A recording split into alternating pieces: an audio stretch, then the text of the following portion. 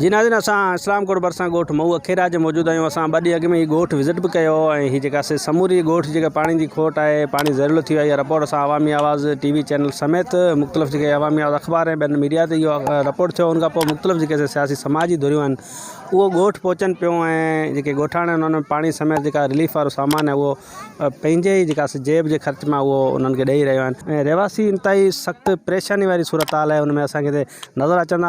अॻिते हलंदासीं, असां यूसी नाज़म घनश्याम दास पारवानी सां ॻाल्हि ॿोल कंदासीं त हिन समूरे मसइले ते छा चवंदा, अचो त हुन सां ॻाल्हि ॿोल कयूं। सिंध गवर्नमेंट का इहो मुतालबो थो करां त हीअ असांजी इस्लामकोट जी पसगिरदाई में जेके या थरपारकर जी पसगिरदाई में जेके ग़रीब ॻोठाणा आहिनि उन्हनि खे जेके गवर्नमेंट ऐलान करे पई त असां RO प्लांट लॻाए ॾिना आहिनि, पर अॼु असां हिते सूरत हाल ॾिठी त वीचारा ग़रीब माण्हू पाणी जे लाइ परेशान आहिनि। काफ़ी अहिड़ा आहिनि जो पाणी जे करे उहो पैरालाइज़ थी विया आहिनि।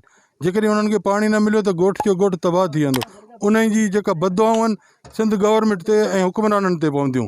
ऐं इहो हुक्मराननि खां मुतालबो थो करां त असांजो थरपारकर ज़िलो जेको कोयलो ॾेई रहियो आहे, सोनू जेके सोन ॾेई रहियो आहे, उन जे बदिले उन्हनि खे जेकॾहिं पाणी नथो मिले त आउं सम्झां थो असां थरपारकर वारनि जी इहा बदनसीबी आहे ऐं गवर्नमेंट जी इहा ॾाढाई आहे जेको असांजी सार नथा हलनि। समूरी तव्हां सूरत हाल ॾिठी, पाणी जो जेको अहम मसइलो आहे, पाणी खुटी वियो आहे, रहवासी पाणी लपजे लाइ परेशान आहिनि।